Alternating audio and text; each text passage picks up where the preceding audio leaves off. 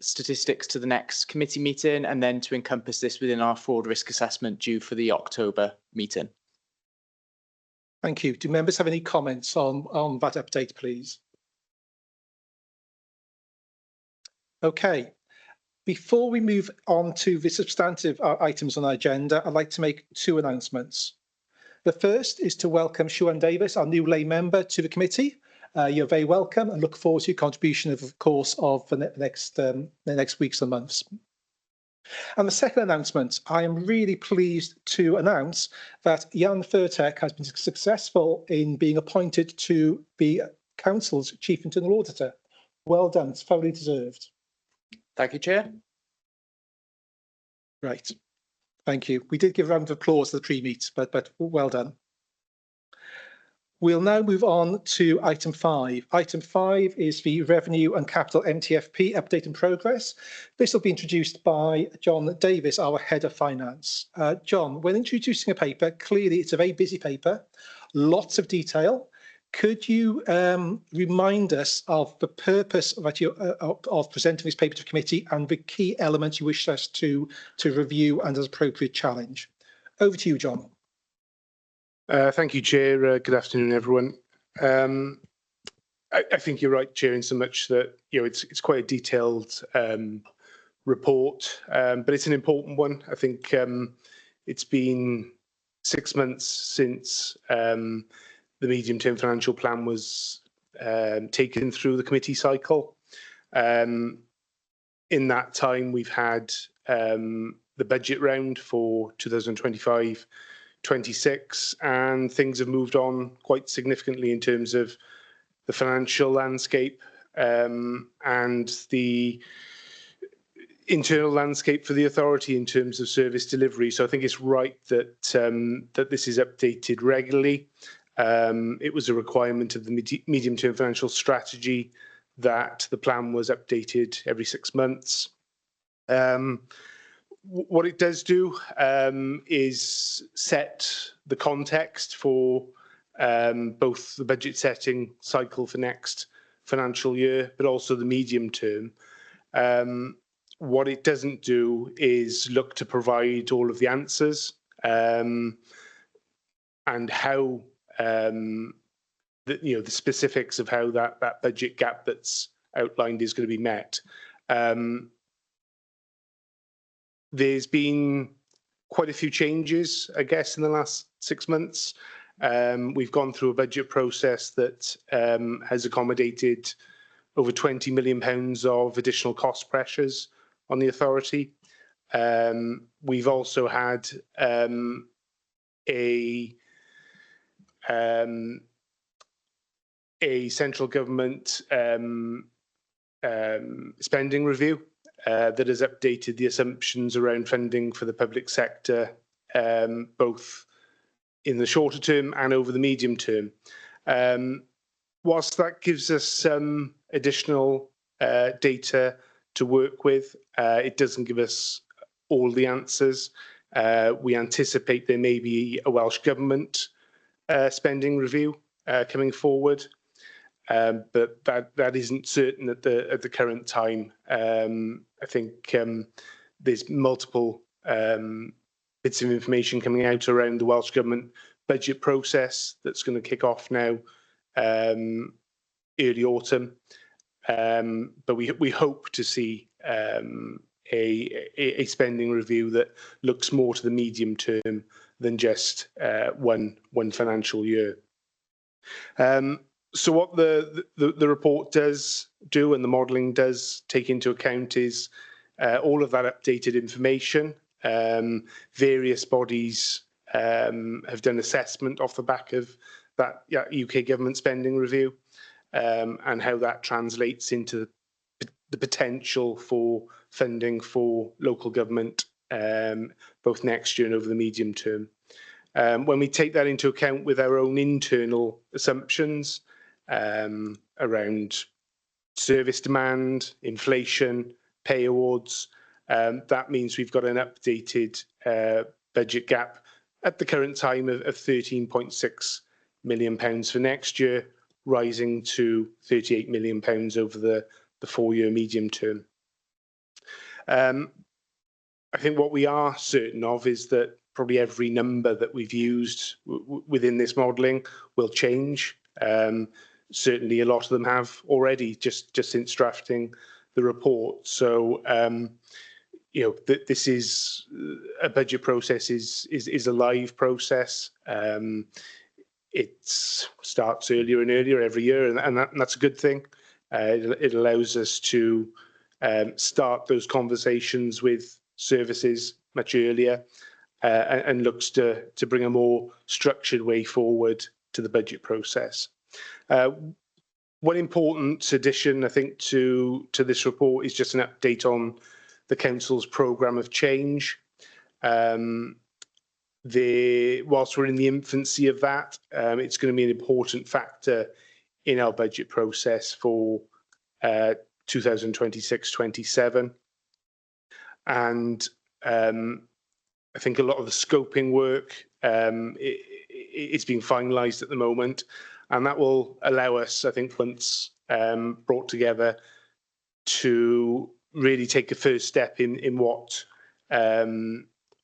cost reductions are coming through as part of service delivery, but on the flip side, where the pressure areas remain. So that's going to be an important piece of work as it starts to crystallise, and we hope that will give us some additional information to run alongside the budget process now kicking off in September. So, Chair, I think, as you say, there's a lot within here. I think coming back to your original question around the purpose of bringing this through Governance and Audit Committee, I think mainly it's just to test the robustness of the process. We've got a draft timetable outlined within the paper, but also the robustness of our assumptions. I think whilst we've tried to be prudent, and we'll always try to be prudent, you know, some of these can have a very different perspective depending on where you're coming from within the authority and externally. So, you know, open to challenge on any of that, and we'll certainly take any feedback into the next iteration of this update where it's valid. So, I think I'll leave it there, Chair, as a brief introduction, and yeah, happy to take any questions. Okay, thank you, John. Okay, so let's go to questions then. Rodri. Thanks, Chair.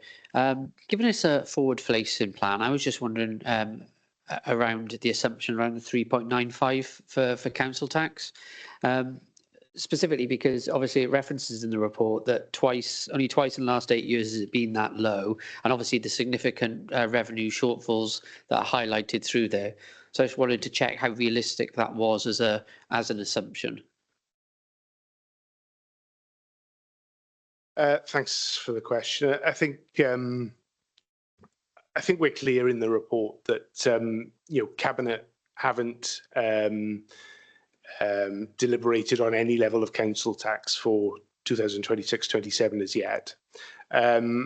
We've maintained 3.95 as a modelling assumption. It's very much based on historic levels, going back further perhaps than the 6 or 7 years you mentioned.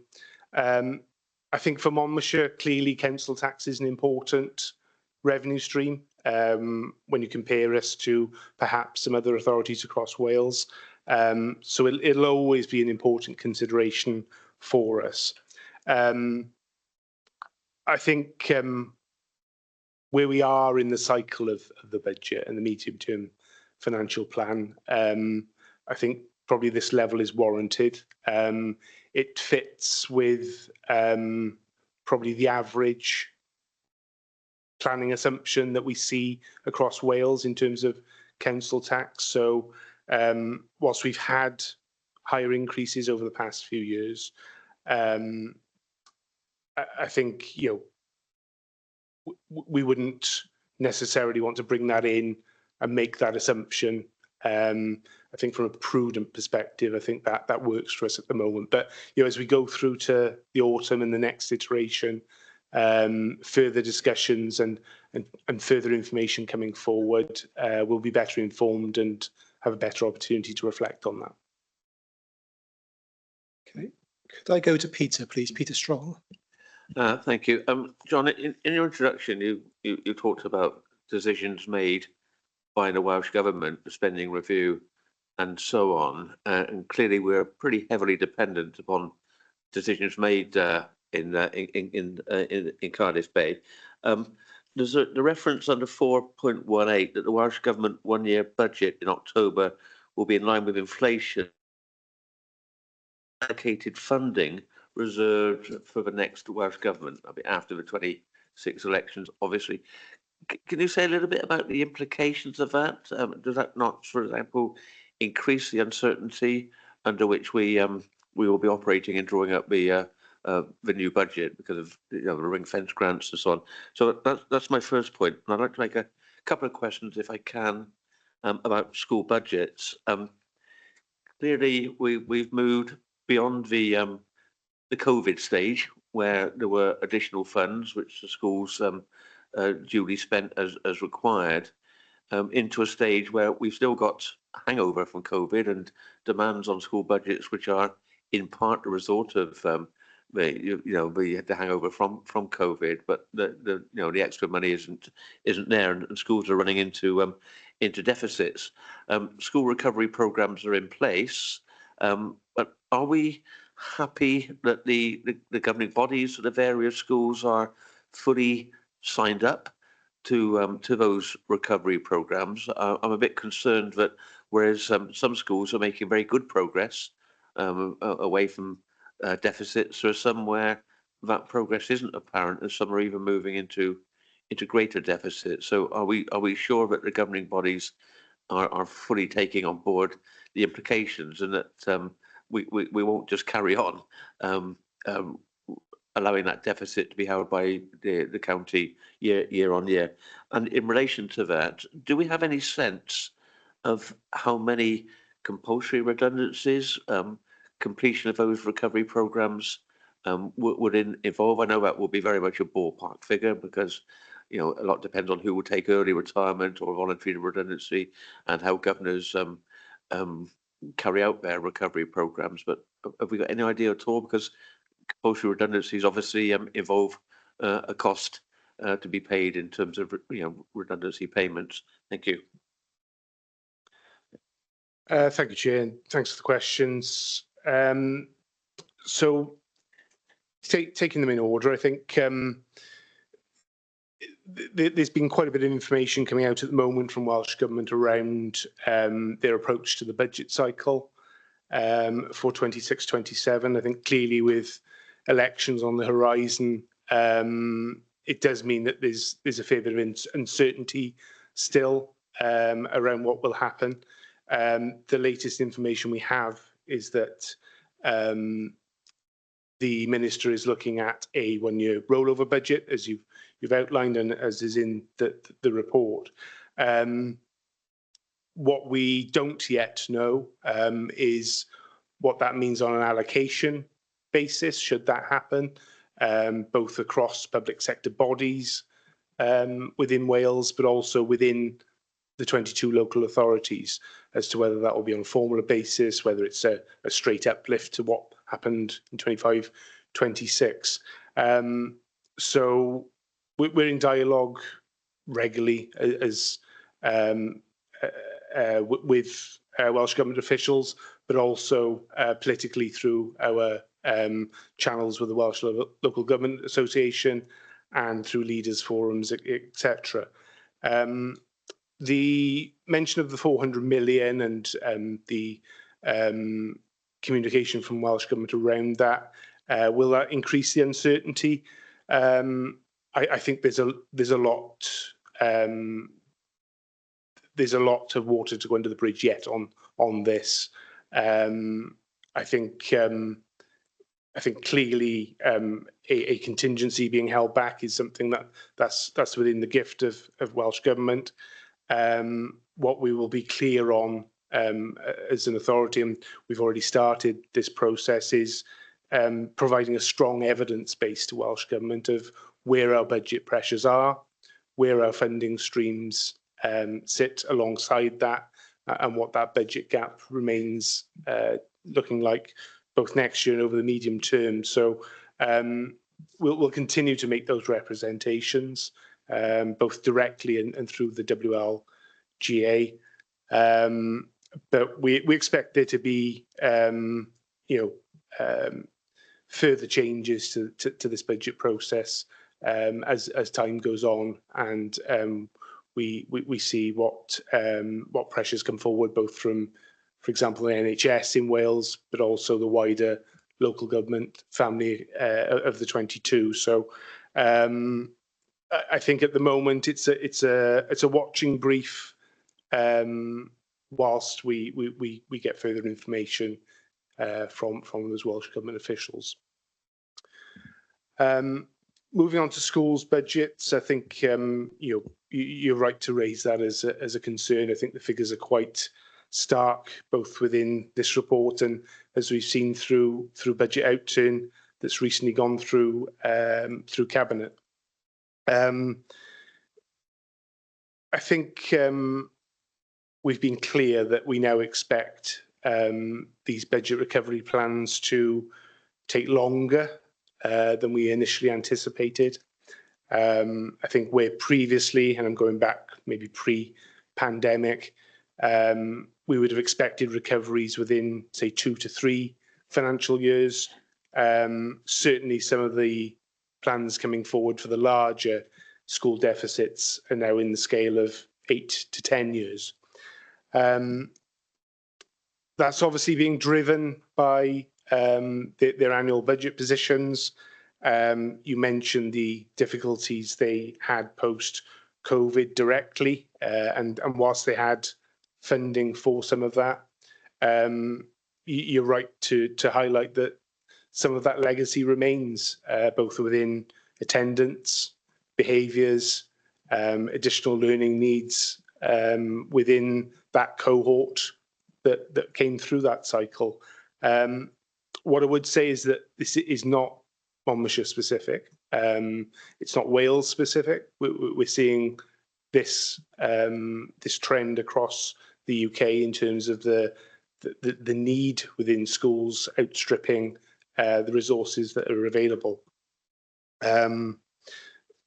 Whilst that takes us gives us some comfort, it doesn't solve the problem. So we've been clear with the schools that we've met, and those 15 or so schools now that are needing to bring recovery plans forward, that this is a joint effort. It's going to take action on the part of schools, but it's also going to take a strategic approach from Cabinet in supporting schools with further funding where necessary. We've seen that with an additional £1 million investment within the current budget year, which has helped alleviate some of those immediate pressures. But there's a long way to go, and the Cabinet member, both for finance and for education, is meeting now regularly with the schools who are of most concern within this. So you mentioned redundancies and whether that could be an outcome of some of this work. Well, it's very much down to the head teacher and governing body as to where they see the need for such a process. I think we're pretty clear that whilst additional resourcing is required perhaps up front, we would expect schools to work with a more medium-term approach to some of that. So I think there's a balance to be struck by schools, and it'll very much depend on their own unique situation in terms of staffing, the needs of pupils, and the elements that make up the issues that they're facing. Thank you, Chair. Phil, did you have a follow-up question you wish to ask? Yeah, just picking up on the potential council tax increase. The C1% gives us 786,000, so we may sort of get 2.5 million out of that maybe when the council tax increase is set, because it's going to be up around that level, I expect. But I noticed that we're getting 2.7 million out of the capitalisation directive. How long is that likely to be going on for? Because it was time limited, wasn't it? So, so just to be clear for the rest of the committee, this is where the authority is able to passport eligible revenue expenditure and fund it from capital receipts that have been generated over prior years. We've maintained this approach, I think, since around 2019-20 financial year. And what the receipts fund is specific works that are transformational, that look to either reduce costs over the longer term or give service benefit, and where those costs can be directly attributable to that work. You're right, Councillor Murphy, that we need to taper this off. Whilst it's not time limited as such, it's limited in so much that we have a limited pool of capital receipts. And given our projections for further receipts at the current time, there is a need to reduce that. So I think within the modelling, we're seeing a £1 million a year reduction in that level of usage, and that finally tapers off then in 2029-30, I believe, down to zero. And that we need to do that. It's been a necessary tool for us through a period of significant pressure, but it does need to be reduced through the medium term. Thank you. Can I go to Tony, please? Yeah, thank you, Chair. The school budget has been raised at this point. I was going to raise it on the statement of accounts, but you've got about 13 or 14 schools in deficit, 5 or 6 of them into 6 figures, and you suggest that maybe they can be cleared within 3 years. Are you confident, or are you confident that recovery programs will be in place for those particular, well, all the schools, but those schools in particular which are kind of fairly high burden of debt? I was going to raise it in statement of accounts, but it's encompassed now, so I may as well get it out now. Thank you, Chair. So I think just to be clear, Councillor Easton, I mentioned that traditionally we would have expected them to recover those deficits within 2 to 3 financial years. I think given the scale of some of those deficits, as you outline, we're now expecting that to be more protracted, perhaps over, at the more extreme end, 8 to 10 financial years. Despite that, there's quite a lot of work within those plans to deliver on those. We meet regularly with those schools of most significance and scrutinise quite in detail how their plans are coming forward to drop their cost base over the medium term.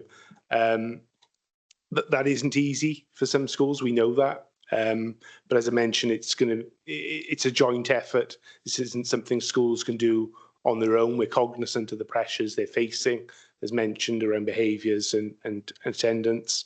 And it's something that's going to take a joint effort between Cabinet and the schools to overcome. So, yeah, just to confirm, where there are significant deficits, we're expecting that to take a lot longer to recover than perhaps we would initially have expected. But it's quite alarming to find that maybe 8 to 10 years to clear or to get to a position of stability, it's going to increase costs somewhere. Somewhere along the line, the system's going to have to fund the costs in the interim.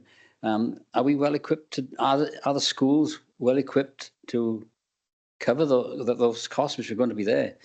You can't get rid of all the staff, and if it means redundancies and early retirements, it's a difficult fund for the next 8 to 10 years. So I think just to be clear, we've had recovery plans from all of those schools that detail how they're going to bring back that deficit over the term that we've agreed. So I think from that we've scrutinised them, and our finance department within education has scrutinised all of the work that's gone into those, and we're comfortable that they represent an accurate picture now. We've gone back and challenged where needs be if we felt they were too optimistic or pessimistic. So it's been quite a robust process. So that gives us some comfort that there's an ability for those schools now to bring back those deficits over those terms that they've agreed. Okay, thank you. Okay, thank you. Siwan. I'd like to ask about the change programme. My first question is around whether there is a value on the efficiencies that have been factored into the assumptions moving forward. You said that the programme's in its infancy, but for 26, 27, it's going to start kicking in there in terms of the value. And I suppose that's linked to your comment about the tapering off of the capital receipt. So whether those are linked, are you setting targets on the efficiencies, or, what values have you factored in? And secondly, around the capacity to implement the changes, noting that in the paperwork we've received, the risks are flagged as the capacity to implement change given the high vacancy rates that you're carrying as an authority. So to what extent, it's realistic with the assumptions to have the changes kicking in efficiencies given the risks associated with the implementation? Thank you, Chair. It's a great question. I think, whilst I mentioned it's in its infancy, I think this programme is going to be with us for quite some time. It's something that's going to be a key focus for both Cabinet and the authority. Just to be clear, this isn't purely about budget. This is about the programme of change in terms of ensuring that the council's plans and objectives through the community and corporate plan are delivered to residents. So there's lots of areas that the authority, the report mentions there that we're looking at. Some of those are more strategic measures and cross-cutting, whereas others are very much more service-specific and service-led. We don't expect this to have all of the answers straight away for our next budget cycle in 26-27, but what it will do is provide an evidence base for where services can deliver either cost mitigation or cost savings over the next budget cycle and over the medium term. It's something that is going to involve all services across the authority, and that information build is happening as we speak. I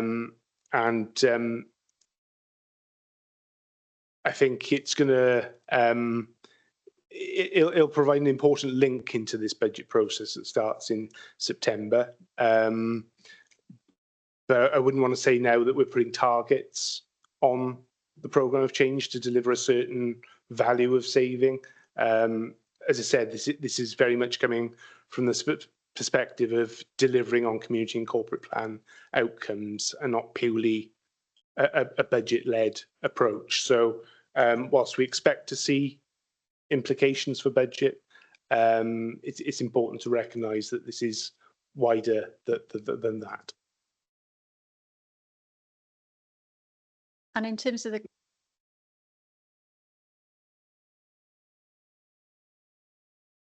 apologies. So I think it's a really good point. I think what we've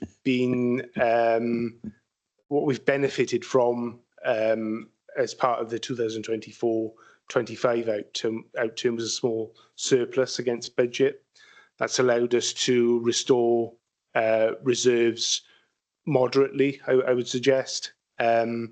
But some of that has been earmarked for this wider programme of change, and to support maybe some of that upfront investment that may be required. Because I think you're right to highlight that perhaps some of those gaps in resourcing could potentially hinder progress within some of these areas. Certainly when we're looking at the more cross-cutting areas, it does sometimes need that additional resourcing, both strategically and within the services. So I think that additional reserve cover will benefit us. We're expecting a need for some of that upfront investment to target the areas that we see of most importance. But clearly, this has got to be with a focus on a more medium-term approach. I think where we've perhaps been hamstrung in the past through a budget cycle is, going into an October and November, just months before a budget needing to be agreed, with almost a 1 year perspective on creating the budget. I think what this will allow us to do is have a more strategic lens on that medium term once it embeds itself into the process. Thanks, Chair. Thank you. I'm not seeing any other hands raised, so if I may, I'd like to make a couple of remarks and then some follow-up questions.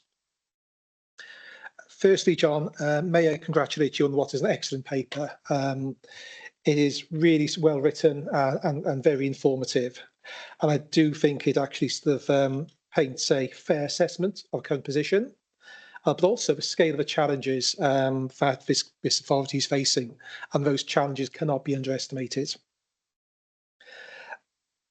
If I may, you've touched upon a couple of times in terms of this change programme, and I understand what you've said, where it's at in its terms of maturity. But could you say a few words about how that change programme is governed in terms of what it looks like, and then in particular, what role, if any, this committee has in terms of overseeing the work of that change programme as those individual change elements come through? Thank you, Chair. So I think just to wind back maybe probably 12 months now, when the medium-term financial strategy came through Council, it was within that the first commitment to the programme of change was made, and the delivery plan within that strategy and look to maintain that focus and timeline of the programme of change. It is something that's very much been led by the strategic leadership team to date. We've had some directorate changes recently that have gone through Council that have looked to put further shape and resourcing to the leads within that programme. I think where the committee's involvement will come will very much depend on the strands of where the programme looked to go. So I think where I mentioned maybe some of the more cross-cutting actions across perhaps workforce or organisational culture, asset optimisation, I think that's probably where the committee will be wanted to be more involved perhaps in some of that, rather than maybe some of the service-led changes that are perhaps more lending themselves more towards a scrutiny committee function. So I don't think I've got a full answer to this today, because I think it very much depends on what is going to come forward now through the initial programme.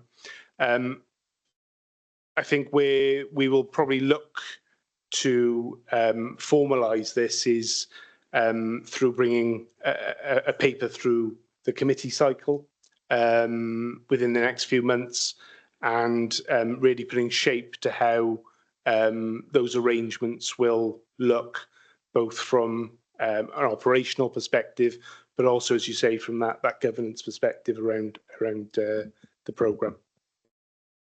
Thank you, John. Can I go to Peter Davis, our Deputy Chief Executive, please? Yes, thank you, Chair. I think John has covered the vast bulk of the response to your question. I guess it's just a level of assurance, I guess, as Deputy Chief Executive, obviously standing on and sitting on the strategic leadership team. And I think just to sort of reinforce the point around the senior leadership and portfolio changes that have been taken through council and are now being embedded and are looking to take effect in the next couple of months. It's worth just highlighting that Kath Fallon, as obviously senior officer, head of service, is looking to be brought into a small chief exec's department, along with Paul Sullivan, who's responsible for areas of community engagement, comms, customer services and the like. So Chief Executive is very keen to ensure that certainly with Kath and a repurposed role that very much focuses on the programme of change, that Paul can keep that very close to him and for him to have a watchful eye over and a direct influence over that. I think John's right in highlighting that to date, the strategic leadership team has ostensibly presided over what we would describe as the programme of change. And I probably want to dispel some of the myth, I guess, around the programme of change, because I don't think we've probably helped ourselves at times in talking to something that we haven't provided a lot of detail to publicly. It's been referenced in the medium-term financial strategy. It's been referenced in some of our finance reports, which have been scrutinised through performance and overview scrutiny. John is right that there is a commitment to bring substance to this and to bring this through committee cycle on the other side of member recess.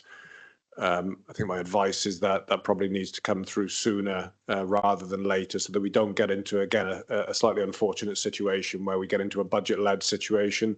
Because John is right to echo the point of earlier, policy drives budget. It shouldn't be the other way around. Affordability is just the context within which we work. So I think it's important that gets laid out. But the myth I want to dispel is the fact that the council, politics will always play out in the chamber, in scrutiny, etc. And so I'll just offer a slightly apolitical comment, which is one around dispelling a myth that the council is not doing change. The council is doing change in many, many forms. I think it is the means by which we can more cohesively bring that all together to make sure that we have got clear points of alignment, to John's earlier point around alignment to delivery of the community and corporate plan, because that is what we are directed to achieve by way of the administration's aims and objectives. But equally, that lens for the community and corporate plan is only one of a 12, 18 months or so before we get to the next local government election, and it'll be reset. The medium-term financial strategy extends beyond that, and our programme of change needs to extend even beyond that. I would argue into something probably close to 7 or 10 years or more.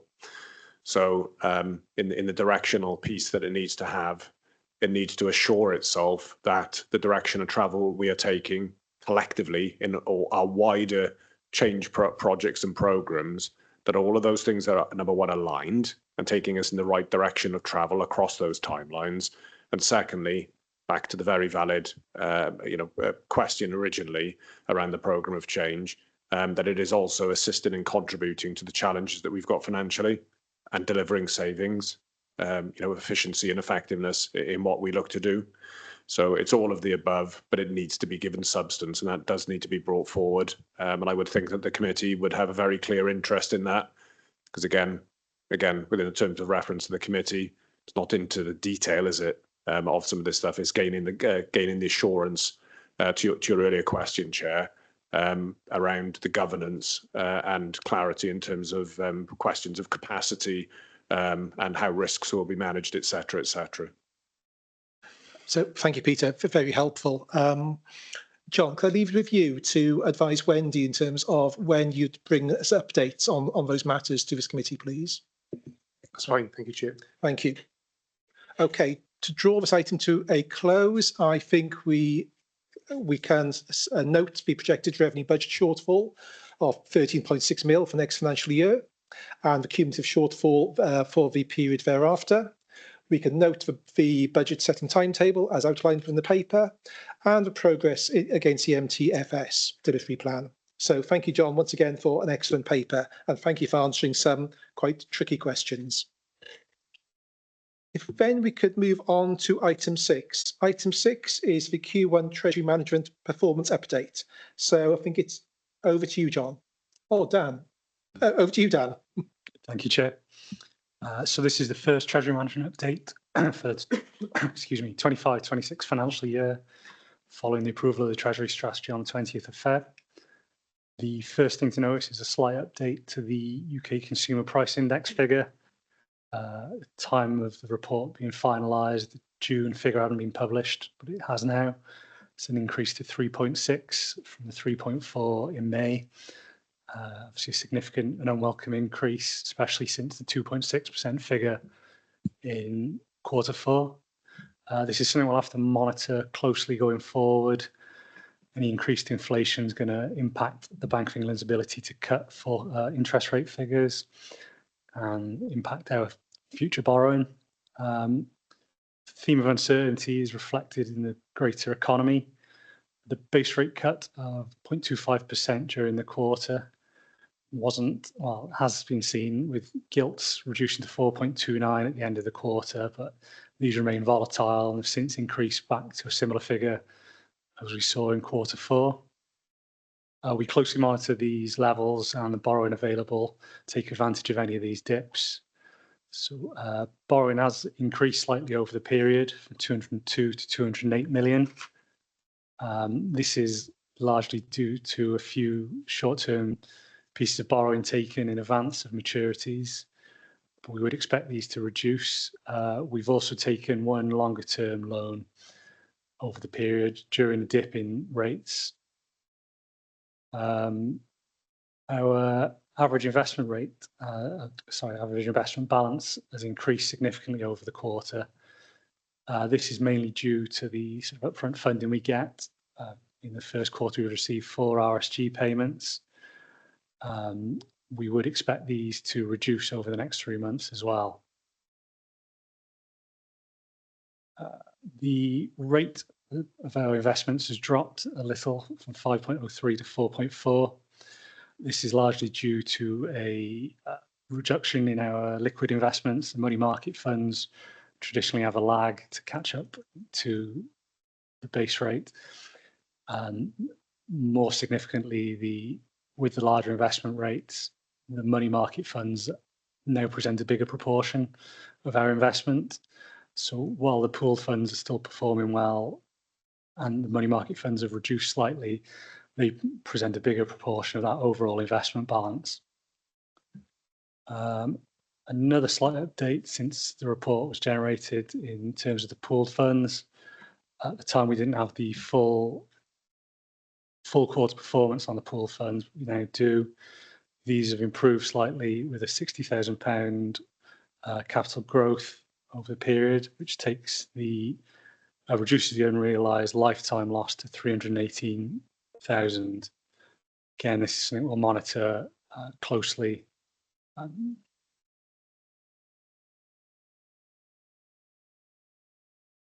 Not unless John has got anything else to add. I think we're going to leave it there. That's fine. Thanks, Dan, for the update. Thanks, Chair. Okay, thank you for that. Do we have any questions, please?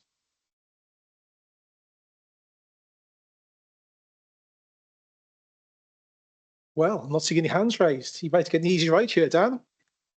So, Phil, go on. We could just touch base on the progress with Castlegate Business Park. I'm conscious of the fact that there's various tenants taking advantage of rent-free periods and that sort of thing at the moment, but I think that must be coming to an end now. Can we have a little bit of an update on that?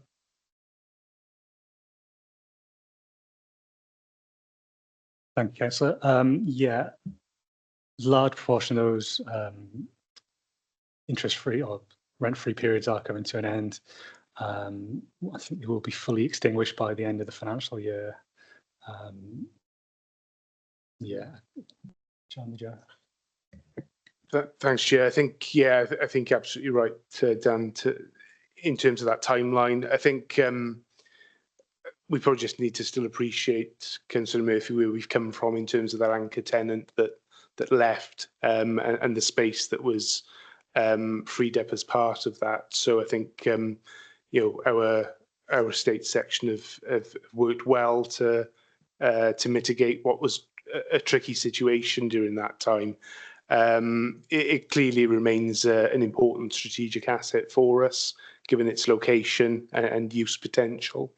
So we'll continue to work with our agents to maximise occupancy and the mixed use of that space. So you know, it's not ideal that we're seeing an investment loss on this at the present time. But you know, we fully expect this to improve now, as Dan says, as those rent-free periods come to an end, and further space is negotiated with additional tenants. But with the gaps in the tenancy that's there, are we likely to be recovering all of our borrowing costs and making a surplus, or do we still need to let more parts of it to achieve that? We will still need to let further space to achieve a surplus above borrowing, and there's a need to work, you know, flexibly, I think, with some of the space we have to achieve that. So you know, there's potential that may need some capital investment at some stage, because as we know, some of the space is perhaps more of a typical warehousing space. So, you know, depending on what comes forward and the use that is being explored within there may require some additional investment. But I think you know, we're on a decent track towards getting back into a better position on this as part of that asset. Okay, thanks. Okay, by means of conclusion then, I think the committee can be satisfied with the Q1 performance, noting that it's broadly in line with our strategy and policy and complies with all relevant regulation. So thank you, Dan. Thank you, John. If we could then move on, please, to item 7. Item 7 is the draft statement of accounts for the authority. So I think it's back to you, John. Thank you, Chair. Yeah, pleased to present the draft accounts to committee in good time. These were handed over to Audit Wales on the 30th of June, and I think you know, it's testament to the hard work of, you know, Dan sitting next to me, but also the wider finance teams, but also the wider support teams within the authority that all go into preparing the information that goes into this. It's you know, as you'll see, it's a detailed document. It's heavily prescribed by legislation, so you know, lots of parameters to work within for us, but lots of information that needs to be collected in a certain way to go into this. We've again made progress on the timing of bringing these forward. So I think whilst we had some delays in that kind of post-pandemic period, we've made great strides over the last 2 to 3 financial years to really bring this forward. Whilst Welsh Government had altered the regulations to bring the deadline forward to the 31st of May, that isn't something that we've been able to meet, and we've had to publicise that. But I think that earlier deadline was always going to present a challenge for local authorities to meet, and I think Welsh Government are conscious of that now, and we're fully expecting changes within that over the coming months.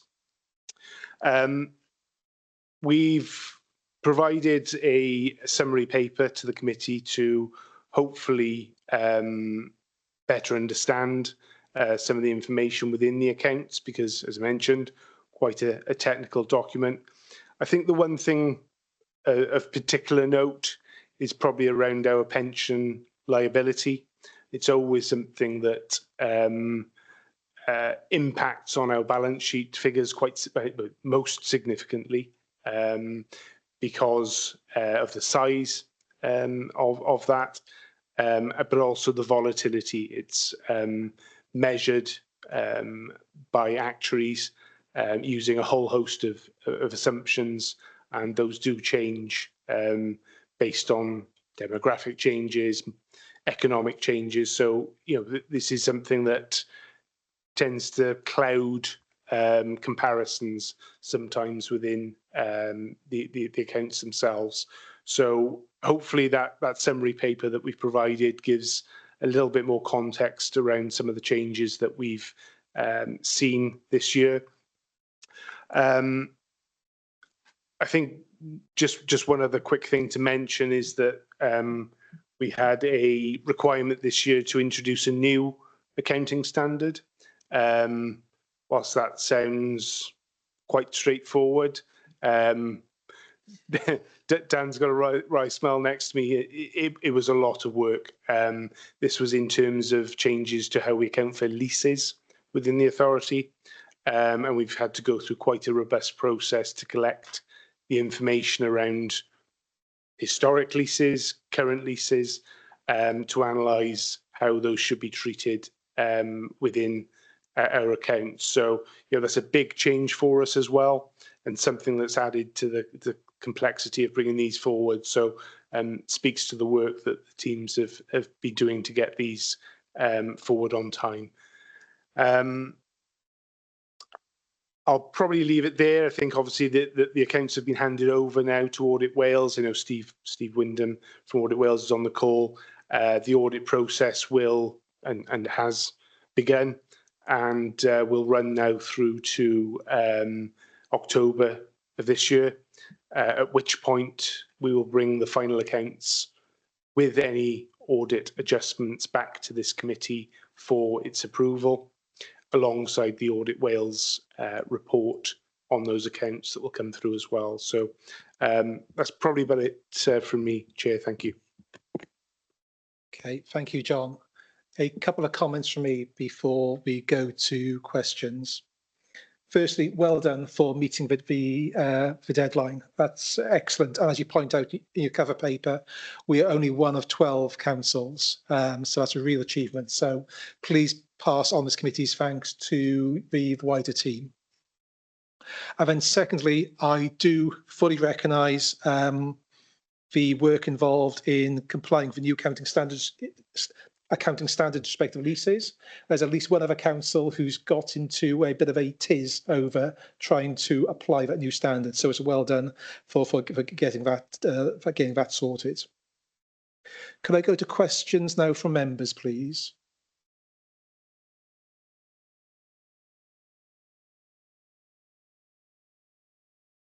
Rodri. Go on. It's only a quick one around the collection of council tax and the debt write-off. There's a big difference between the previous year to this year. So the previous year was about 53 grand, and then this year, across non-domestic rates and council tax, it was over £500,000, if I'm reading that correctly. I just wondered if you understood, what the driver was in that. Thank you, Chair.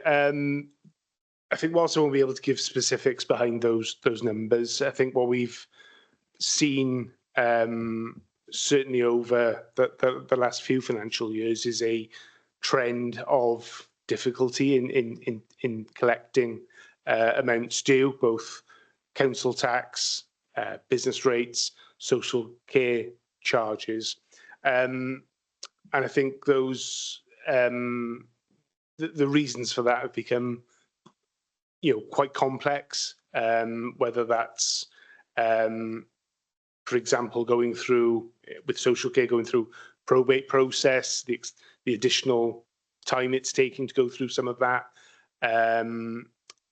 Or similarly with council tax, I think some of the cost of living challenges we've seen and the impact that that's had on households' ability to pay. We've got a clearly defined collection process that sits behind that is well supported through the legal section and our debt recovery section. But I think at times there will be variation in those write-offs that are needed. Whether there's specific larger write-offs that are within this, I can come back to committee and report on if that's felt it's required. But I certainly wouldn't see that variation as something that's probably out of the ordinary as such. It just depends on the specific accounts going forward. Good, thank you. Could I invite Steve Wyndham to make some comments in respect of the draft statement of accounts? Clearly, I recognise you've only had the accounts for a limited period, but anything you wish to say, Steve, at this stage? Yeah, thank you, Chair. Thank you for the opportunity to say a few words, and good afternoon, everyone. There's very little probably to say at this point, really. We have started the audit. That's probably the first thing to communicate, which you would rightly expect. And perhaps the second thing to communicate is, of three things, is the accounts, the draft accounts seem to be, and the supporting working papers of sufficient quality, which again is a credit to the team as well, in addition to meeting the deadline. That's an early insight into the audit process. And thirdly, there's no issues to report yet in terms of our audit findings. So there's nothing to make this committee aware of in terms of any emerging issues or findings from our audit. But clearly, it is very early days. And we'll bring, as John rightly pointed out, when we meet as a committee again in October, we'll bring our final report to this committee and to inform the certification and authorisation process, the approval process, rather. Thank you, Steve. So, John, I think the last couple of papers really brought home how much work you and your team do, and clearly it's of critical importance given the ongoing financial challenges. Could I just check in terms of where you are with resources within your team, and in particular, is your department fully resourced? And if not, have you clear plans in place to fill those vacancies, please? Thank you, Chair. So I think I've updated committee fairly regularly on the progress of some of the resourcing within the team. What we have had, I think, as Peter Davis mentioned earlier, is a senior leadership team restructure that has looked to change some of the directorate responsibilities. And what that has meant is that we've had to flex some of the financial support underneath those directorates. So we're currently going through the process of reviewing the needs of those teams and the support they provide. As we stand today, there are two vacancies within that structure that would probably impact on our ability to deliver some of this work. We're fully expecting those to go out to advert now within the next 6 to 8 weeks. One of those is a finance manager post, and the other an accountant post that will be, integral to some of this work. But what it will also help deliver, I guess, is a bit more of a strategic focus for the team once those resources are in place to deliver on that more medium-term approach to some of our financial planning. which will be a great benefit. But certainly we're in a much stronger position than we were perhaps 12 to 24 months ago, where we had quite a few gaps within our resourcing at that time. Great. All that sounds quite positive. Thank you, John. So in conclusion, I think we can note the draft accounts and look forward to our October meeting, where we will see the final accounts and reports from Audit Wales. If we could then now move on to item 8. Item 8 is the draft annual governance statement for the last financial year. And if I ask Jan Furtek, our now permanent Chief Internal Auditor, to introduce the item. Over to you, Jan. Thank you, Chair. Yes, the purpose of this report is for the committee to receive a draft version of the Council's annual governance statement, which can be seen as Appendix 1 in the report. So the AGS has been written in accordance with the requirements of the Accounts and Audit Wales Regulations 2014, which states that an annual governance statement must be prepared and included within the Council's year-end financial statements. The Council is also required to self-assess its governance and performance arrangements as outlined in the Local Government and Elections Wales Act. So the annual governance statement demonstrates that Monmouthshire County Council has appropriate governance arrangements in place to meet the governance principles, and that a review has been undertaken to assess the effectiveness of those arrangements. The assessment confirms that the framework has been in place at the Council for the year ending 31st of March 2025 and will be in place up to the date of approval of the Statement of Accounts. So it must be noted that new guidance from CIPFA and Solace on the annual review of governance and internal controls and the preparation of an annual governance statement was released in May 25. This guidance forms an addendum to the Delivering Good Governance in Local Government framework, which the 24-25 statement has been written in accordance with. The requirements for the new addendum will apply to UK local government AGSs covering the financial year 25-26 onwards. So corporate governance is about doing the right thing at the right time for the right people in an open and transparent way. The Council's Code of Corporate Governance was presented to the Council's former Audit Committee in June 2020 and approved by Cabinet in September 21. The Council intended to formally review this code during the 24-25 year. The code itself was reviewed by the Chief Officer for Law and Governance, our monitoring officer, and it was determined that no change were required. However, it was not put forward for subsequent approval by members, as officers were aware of the new guidance I just mentioned being issued by CIPFA. So the updating of the code in light of that guidance will be a priority for the 25-26 year and taken through the appropriate democratic process. So the annual governance statement confirms that for the financial year 24-25, we have concluded a review of governance arrangements and that they are in accordance with the principles set out within our Code of Corporate Governance. Consequently, the Council's overall governance arrangements are assessed as being effective and provide a sound framework for delivering the services to the citizens of Monmouthshire. The statement outlines the Council's responsibility for ensuring proper standards in the safeguarding of public money, as well as the arrangements for our management of risk. The annual governance statement itself has been coordinated by myself. However, the ownership of the document and the assessments contained within remains with the leader of the Council, the Chief Executive and the Strategic Leadership Team.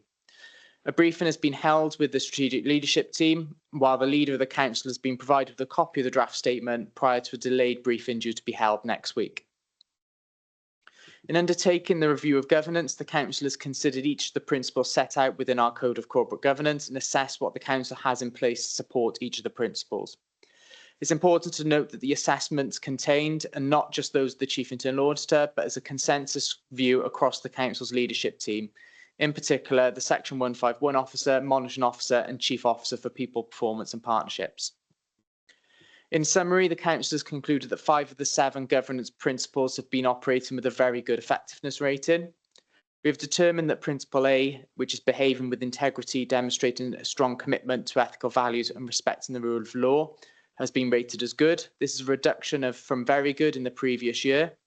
We recognise that there are some ongoing work streams which are in place to improve the area as detailed within the action plan on page 34 of the statement. One further principle, which is Principle E, developing the entity's capacity, including the capability of leadership and the individuals within it, has been rated as good. This is an improvement from the previous year where it was rated as adequate. And again, further improvements are due during 25-26, and they can be found in the action plan again on page 34. The council recognises that there are areas for improvement within its governance processes. So 10 areas have been identified and are included within the action plan.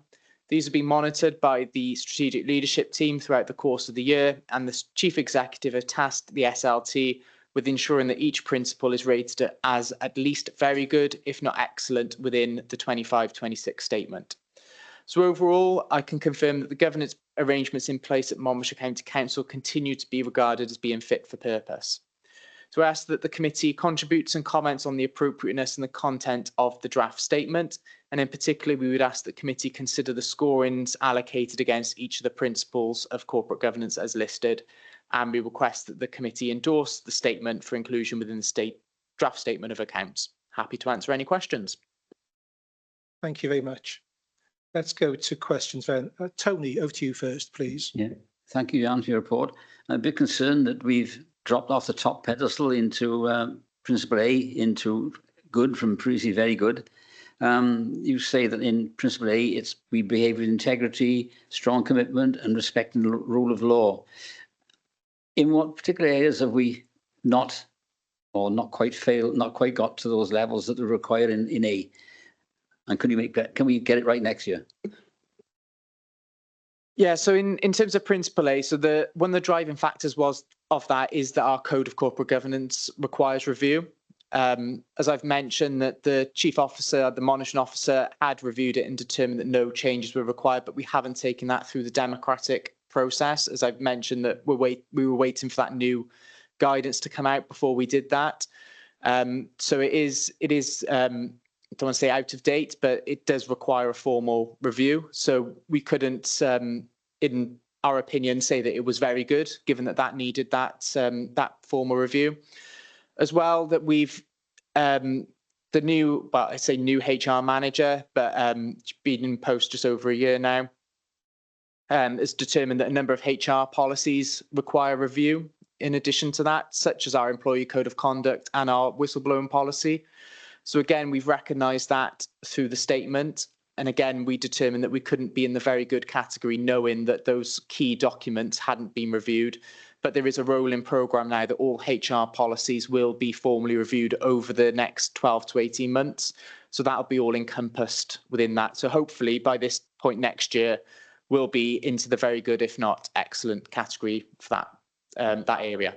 So we'll turn that arrow upside down next year then. Okay, thank you. Any other questions? Siwan. I suppose following on from that assessment, the question about Principle E going up from adequate to good, are you satisfied that it has been a sufficient improvement for it to go in that direction, given your views about being, I suppose, quite strict on yourself for the previous one staying or going down from the very good to the good, and what the reasoning for that is? Yeah, so in terms of Principle E, one of the reasons why it was rated lower the previous year was due to the delayed implementation of the ThinkE online training system across the council.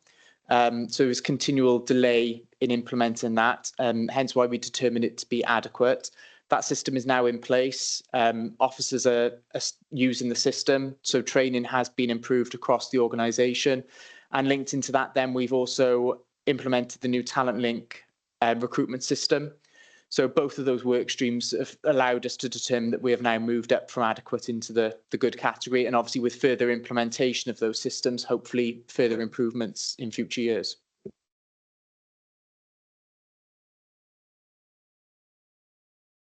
Thank you, Chair. Coming back to Councillor Easton's question on 6.4A, you did refer us to page 34 of the main report, but page 34, well, to me anyway, doesn't really say what measures SLT are going to take to improve that situation. Can you expand on that a bit? apologies. It might be that my page numbering is a little bit out. So it should be the action plan towards the end of the report, which looking at my version, another version I've got in front of me might well be page 40. So I think that's page 40 in the page 276 within the agenda pack. Page 40 of the report. So that's got the table showing all our areas for improvement, and they're also included within each individual assessment within Appendix 1 as well.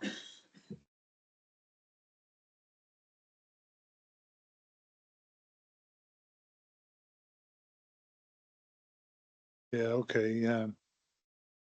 I'll have another look at that, but I can see there is a timetable.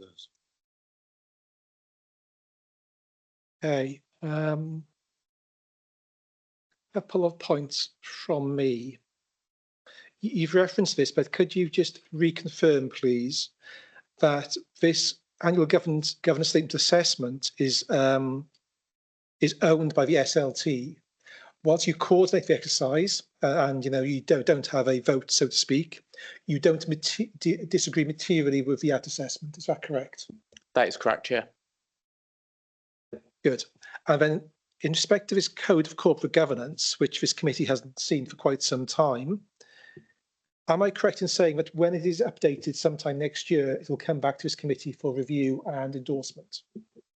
Yes, it will, Chair. It will come to Governance and Audit Committee for review and endorsement prior to approval by Cabinet. Great. Okay, before we finalise this item, can I just check there's no other questions or comments? No, good. Well, thank you for the work by all those concerned. This committee notes the draft AGS. I look forward to seeing an updated final version, at the time we look to approve the accounts. If we could then move on to item 9. Item 9 is a draft self-assessment report for 24-25. If I could invite Richard Jones, our Performance and Data Insight Manager, to introduce this item, please. And I understand there's a presentation to be sort of gone through first. Is that correct? Yeah, that's right, Chair. If that's okay, I'll hand over to Hannah, who's going to take us through the presentation. Great. Yeah, thank you, Chair.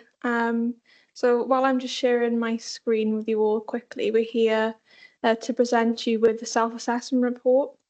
So this is an annual report that we bring to you.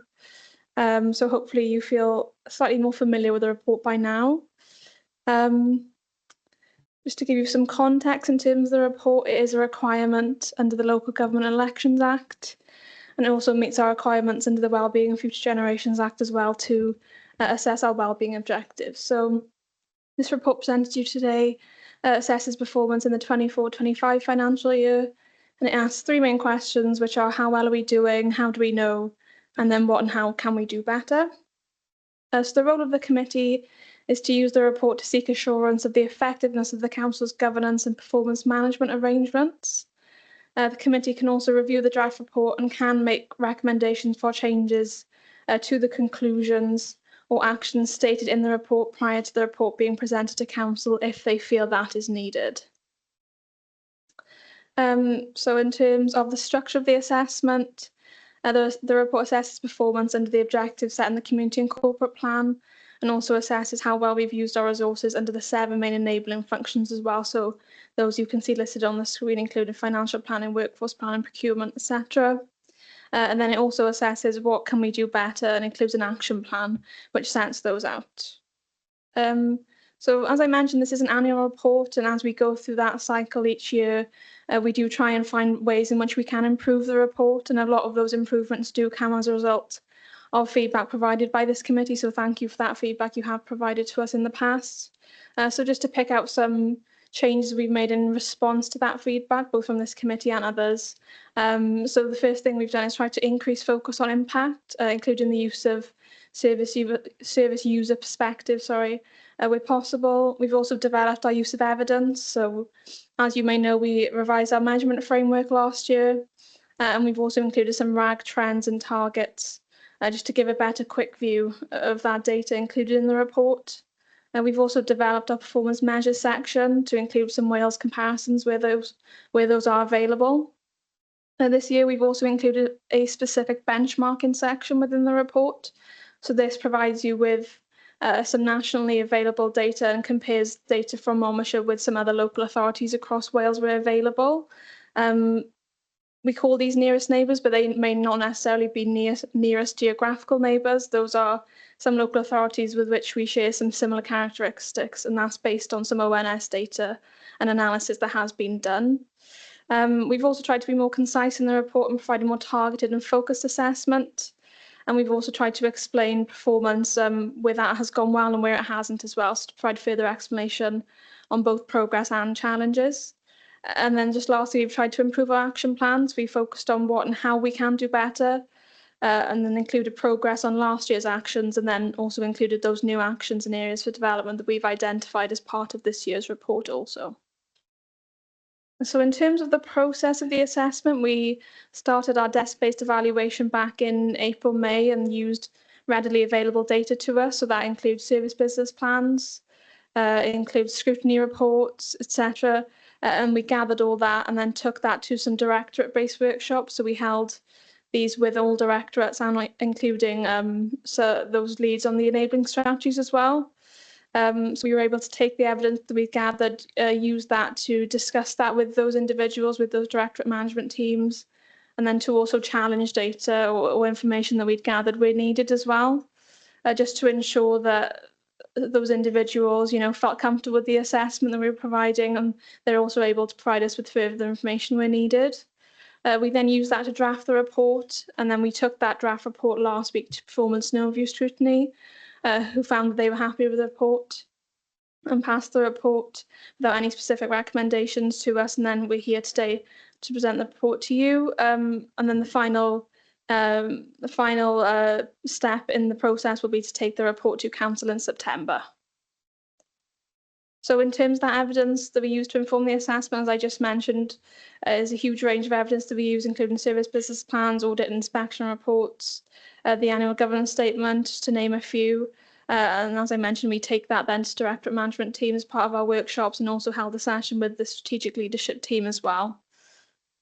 In terms of the findings of the report, we've used our typical 1 to 6 scale with 1 being unsatisfactory and then 6 being excellent. So this is a scale that we use every year.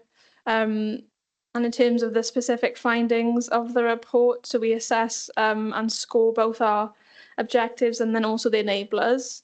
So in terms of the objectives, as you can see there, all of the scores remain unchanged from last year. So these will either be 3s or 4s, as you can see there. And in terms of the enablers, again, a lot remain unchanged from last year's report, and these range from 3 to 5. So the only changes that we've seen this year are workforce planning, which has increased from a 3 to a 4 for this year, and then also assets, which has increased from a 4 to a 5. So hopefully that gives you a very quick overview of the report. And we'd be happy to answer any questions unless Richard would like to add anything further. I think that's covered it, Chair. If you have any questions. Okay. Great, thank you, Hannah. That was very, very helpful. Let's go to questions. Rodri. Thanks, Chair. A question and a comment. The question would be around the workshops. I like the extra detail you put in this year, but I just wanted to give you the opportunity if you wanted to say a bit about like how many people and the length of period that was run over. So it's 6 weeks and 2-hour sessions and anything. That'd be the question, and then the comment was on the graphs. I think we talked about this last year. I find them difficult to understand. I think some of them have got 6 measures, some have got 3. Because of the variance within there, I'm not sure of the worth that they bring, if I'm honest. But yeah, if you could just talk about the workshops, that'd be brilliant. Yeah, thank you for the question. And yeah, it's important to draw out the significance of the workshops in the process, as Hannah mentioned. They're integral to the findings of the report, and the report is really built from our service level up, and this is the outcome of of months of that work. So the workshops, as Hannah mentioned, were held with all our directorate management teams and also those enabling functions, so those who support the delivery of our objectives. The director-based workshops were held with director management teams, so all their representatives. And over the last couple of years, we really evolved how those workshops worked. In the early stages of our self-assessment process, they were more focused on evidence gathering and confirming our findings. Over the last couple of years, and the trend that continued this year, is we've done a lot of our evidence gathering from existing sources such as service plans in advance, and those are a bit more focused on challenging some of the areas of both progress and underperformance, or at that time deemed lack of progress within our assessment, to really understand what the causes and drivers are, make sure that's adequately reflected within the assessment. They're roughly about 2-hour sessions for each directorate, and we stagger them. I think they're quite condensed. It was quite a busy couple of weeks fitting them in, but that's due to, we want to make sure they're timely after the end of the year, so we have enough time to gather our end of year evidence and data, but equally then we can quickly turn that around, so we're getting the reports in place to follow through then into strategic leadership team and others findings. So important part of the process and very much help shape the findings. Hannah, you were very much the architect of the graphs, so you know, answer on their use. No, I appreciate the feedback. Any feedback that you have on the report is always welcome. And so, yeah, I appreciate what you're saying there. Due to these being national measures, as you can imagine, we are heavily reliant on what's available. And so that's why you are seeing some difference in the number of measures included, etc. We do try and include as much information as we can. And so that's why sometimes we'll include more if those are available. The main reason that we do try and include these is just to provide that additional level of context. So you can see why we focusing on X, or it's because of this. For example, with the housing, why do we need to focus on affordable housing? It's because, you know, the ratio of house prices. That's why we do try and include those there. So it's just to provide you with some additional context. But as you can imagine, we are heavily reliant on what's available out there. We have tried to include that benchmarking as well, just to give you that additional context, just to add to that, as we can appreciate these aren't always the most helpful things. But yeah, definitely appreciate the comment. Thank you. Any other questions, please? No. Okay. Well, a couple of remarks then. Firstly, thank you, Hannah. Thank you, Richard. This must have taken an inordinate amount of time and effort to produce, as it's an excellent paper, very well presented, and contains a lot of detail.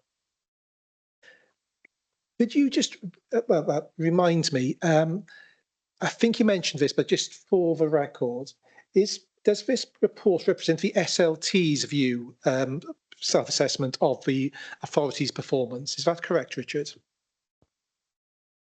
Well, it is, in essence, the council's self-assessment's performance as required by legislation. It has been to the strategic leadership team who've agreed it and also informed and further developed it. So, yeah, in essence, it's the whole council's agreed by the strategic leadership team. Thank you. So the SLT have endorsed this assessment. It's now coming to this committee for our sort of review and comment, and then we'll go to council for formal approval. Okay, that's fine. And I think you touched upon this, but yet again, could you just remind this committee how then this information is used? So clearly, a lot of effort's gone into this. We've got a lot of data, some subjective assessments, and we have a view in terms of our current performance and what we need to do better. But what's the next step, please? Could you just remind me what that looks like, please, Richard?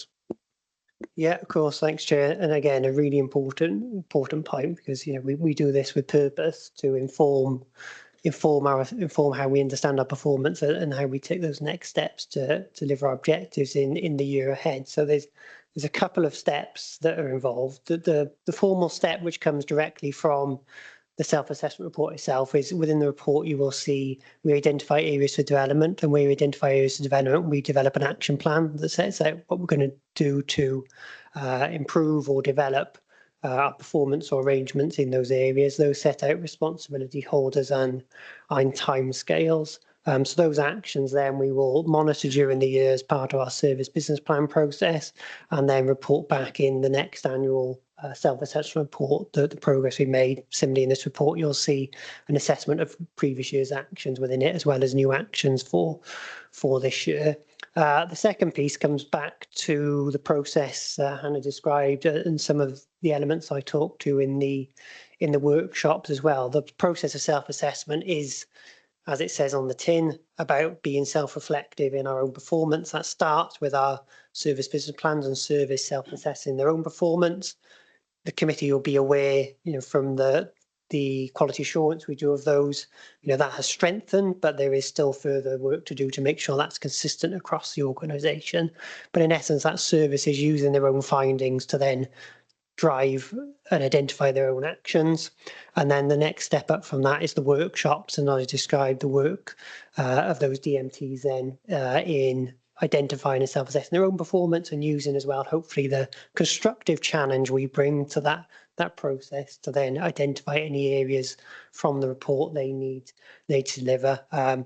Some of those will be set out within the findings and explanation we include in the report. Some of them, the more detailed actions, which wouldn't necessarily need to be in the self-assessment report itself, will then sit within their service business plans to deliver. So it's very much a sort of tiered approach from our service level to our directorates, and then to whole authority, which is the action plan you see in the report today. And as members are aware, our performance management framework will then monitor that during the year, and the next point will be the next self-assessment report that's brought to you. If it's okay, Chair, it's probably helpful just to raise another point for the committee, which is covered in 3.8 of the cover report as well.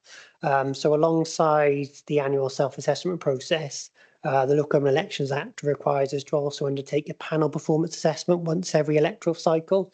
So that's providing external insights on the council's performance. Other than that, we regularly receive from the likes of auditors and regulators. We are penciled in to schedule that assessment for around February time. So that will happen with the next financial year. Obviously, the committee will be involved in that, and we'll also see the action plan and findings we develop from that report. So that within the next year, that will give us as a council, and obviously will give you as a committee, further level of understanding and assessment from a more independent view of our arrangements and our performance as well. So it's probably just helpful, hopefully, to outline that to committee for the year ahead. Thank you, Richard. In respect of that panel performance assessment, an issue that arose elsewhere was in respect of who paid for it. So have you any clarity at this stage as to whether we are going to pay for the assessment or a third party will? At this stage, we're in the early stages of planning that assessment. And I'm sure those discussions and negotiations will be happening. And obviously, we'll be looking to work with our colleagues from elsewhere to learn from their experience as well. Thank you. Yes, negotiate hard. Thank you. Okay, I think we can note and endorse the assessments as set out of a self-assessment report. And once again, may I, on behalf of the committee, thank all officers for the significant work required to get it to that stage. Well done. Okay, one home straight. Item 10 is the committee's forward work plan. I'm not going to look at this in detail, but happy to take any questions or comments. I beg your pardon, Tony. Yeah, thank you, Chair. In the draft order report, there's a figure of 40 million. Well, it's on page 66 of the draft report. I didn't think I could ask the question at that time. In 22-23, nearly £50 million was spent on an agency for the bus services in South East Wales. Last year, 30 million. Is it possible for us as an audit committee to have a full report on that service that we provide and why there's been a drop of nearly £20 million in the grant in over a year? Is it appropriate? What it says on the draft report, the Monmouthshire County Council are the regional lead on the bus services support grant and bus network grant, acting as an agent on behalf of the Welsh Government. It's a big drop. It's a big lump of money. I would like us as an audit committee to be able to scrutinise it, if possible. So I don't know which is your position to answer. I wonder if John has a comment to make. Thanks, Chair. Yeah, just briefly picking that up. I think it's just important to note that whilst we are the regional lead within this, Councillor Easton, and it looks like their value has dropped, the way that those grants have been allocated through the various public sector bodies in Wales has changed over that time. So we'd have had the Corporate Joint Committee, the South East Wales Corporate Joint Committee coming on board, which will have been involved in some of that.